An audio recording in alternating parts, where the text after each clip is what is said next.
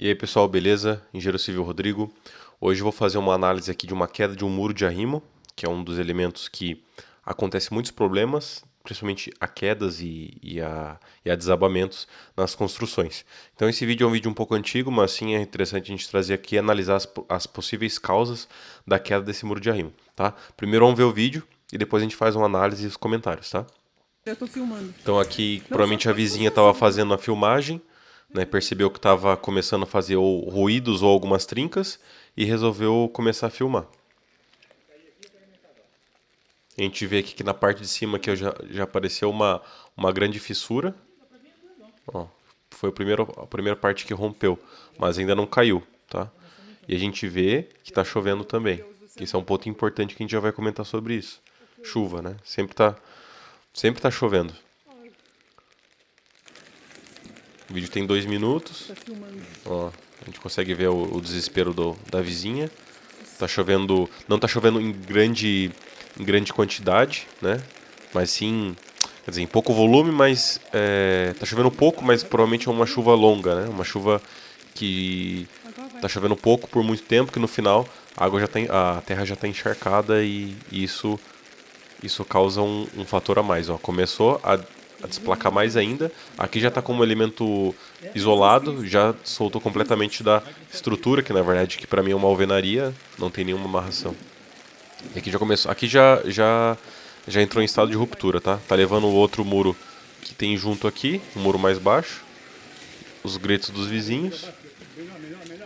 Tinham colocado uma espécie de lona aqui, creio que para tentar diminuir a infiltração, e aqui desabou e provavelmente levou mais estruturas junto, ó. Levou tudo que estava abaixo. Vou fazer uma pausa aqui.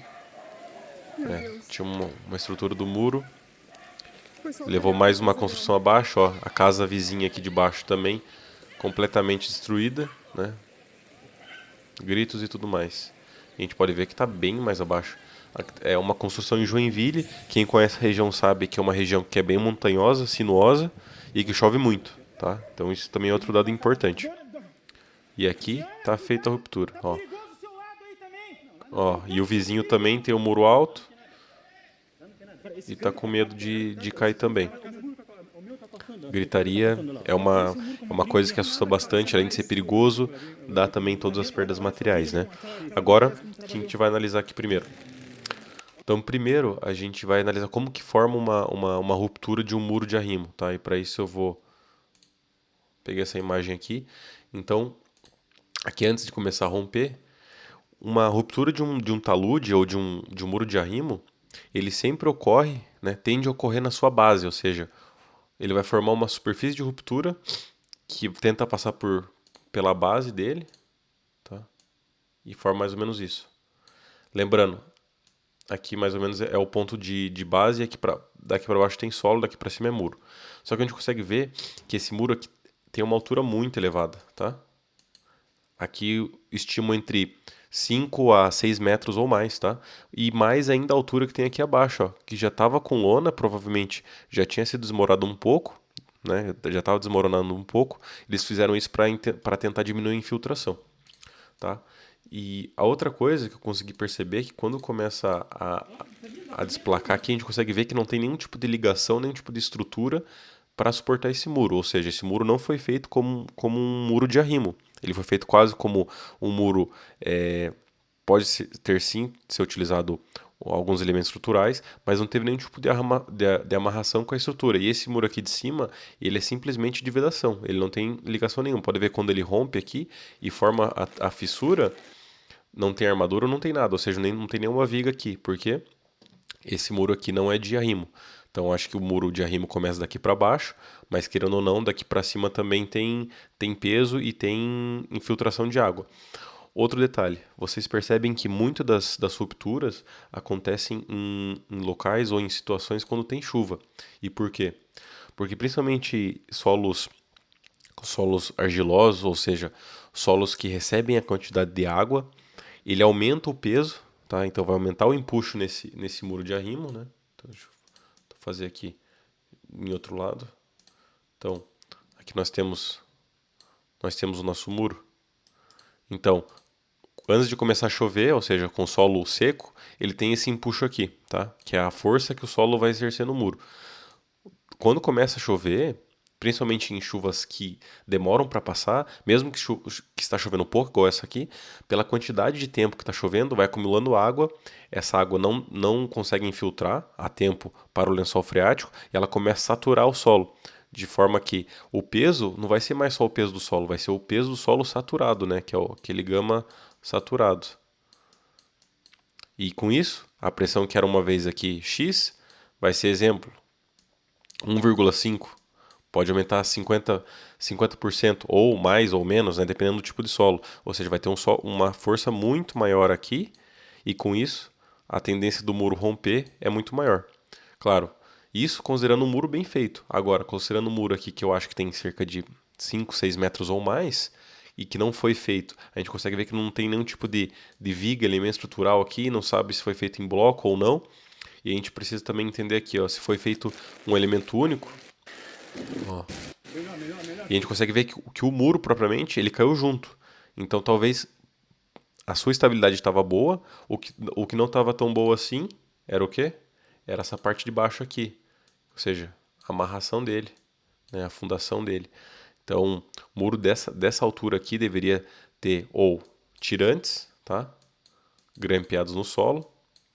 E o mais importante de tudo aqui, essas são algumas soluções do que poderia ter, ou mão francesas, tá? Mão francesas conectando essa coluna aqui, essa extremidade, juntamente com outras colunas aqui. Então, são todas algumas atitudes para um muro dessa altura aqui. Deveria ser necessário e não. Simplesmente fizeram aqui um muro linear, tá? Sem nenhum tipo de amarração, sem nenhum tipo de tirante, que desse mais estabilidade para um muro dessa altura. Provavelmente esse muro foi feito sem um profissional, ou um profissional sem muita experiência, ou não sei o que, porque isso aqui parece que foi feito sem nenhum tipo de acompanhamento, tá? E o mais importante de tudo, que eu acho que é o ponto-chave, é chuva, tá? Então, sempre quando faz um muro de arrimo, seja um muro de 2 metros, 4, 5 metros, é necessário fazer drenagem desse muro, seja com barbacãs, tá? E para quem não sabe, barbacãs, então nós temos o muro. É muito importante considerar o efeito da água no seu muro. E ele vai ser o pior caso e vai ser quando ele vai estar submetido a mais esforço. Então é muito importante você fazer a sua drenagem do seu muro de arrimo. Seja com barbacãs, para quem não sabe, é aquele tubinho que a gente coloca entre o muro, tá? São tubos pequenos, mas que vão auxiliar na drenagem dessa água aqui, não deixar ela saturada, deixar ela o mais seca possível, ou seja, com menos peso. Ou colocando aquela manta, né? Isso são situações combinadas. Essa que é a situação ideal. Barbacãs, aqui coloca uma camada de brita com geotêxtil e tubos drenantes, um ou dois, dependendo da altura do muro. Então esse tubo aqui, quando começa a chover, a água vai infiltrar para essa drenagem aqui e não vai deixar a tensão chegar na tensão máxima com a água, tá? De qualquer modo, nos seus cálculos vocês devem considerar esse efeito da água aqui, principalmente para muros muito altos, tá? E também tem outra coisa. Para um muro dessa altitude aqui não poderia ser um muro linear, né? Como eu disse, deveria ter outro tipo de ligação aqui, ou ligação com tirantes com solo grampeado, tá? Ou mão francesa aqui conectando a parte superior a outras estacas aqui, tudo bem? Ou muro de gravidade, tá? Juntamente com o muro de gravidade, que é aquele muro que tem formato de L, tá? São todos instrumentos que ajudam a conter muros que são dessa dimensão, beleza? Então, pontos-chave, resumindo o vídeo. Por que caiu? Causas: chuva, ou seja, solo saturado, mais pesado e mais esforço no muro. Dimensionamento incorreto, tipo de muro incorreto, sem ligação estrutural adequada e principalmente aí a falta de acompanhamento e um cálculo estrutural, tá? Então esses são os pontos que eu coloco para vocês. Então às vezes as pessoas tentam economizar em projetos estruturais, projetos que comparado à perda que isso causou não é nada, tá? Então um projeto estrutural aí pode ser, não sei, 1.000, 2.000, 3.000 reais, podia ter economizado, mas não sei, só olhando pelos estragos aqui, né? Ou seja, destruiu toda a casa de baixo, Tá perigoso o seu lado aí também. quase levou os vizinhos juntos, ou seja, um prejuízo no mínimo 50, 100 mil reais aí, mais o perigo de matar pessoas, né? Que isso não é mensurável, não se pode calcular, mas é uma perda que são vidas, né? Que é o maior de tudo. Então, construção civil é uma coisa que é importante você levar em consideração, fazer as coisas bem feitas e sempre atento à mãe natureza aí, que ela não falha, tá? Então a gente consegue ver aqui de novo como rompeu isso, a gente consegue ver que não tem nenhum tipo de ligação estrutural aqui de novo, isso é muito importante, tá? E que coisas assim não aconteçam, né? Porque uma pessoa pode tá acontecendo isso durante o dia e dá tempo de avisar, mas pode acontecer em uma chuva forte por um curto tempo, levar tudo isso, matar pessoas que estão aqui nesse quarto dormindo, ou que estão aqui cozinhando, ou o que seja, beleza? Espero que tenham gostado do vídeo, deixe seu like, se inscreve no canal aí, deixe nos comentários outras causas ou o que vocês acham que pode ter acontecido. A gente consegue ver que aqui, ó, tem pessoas já vendo a merda acontecer. E é isso. Valeu, falou!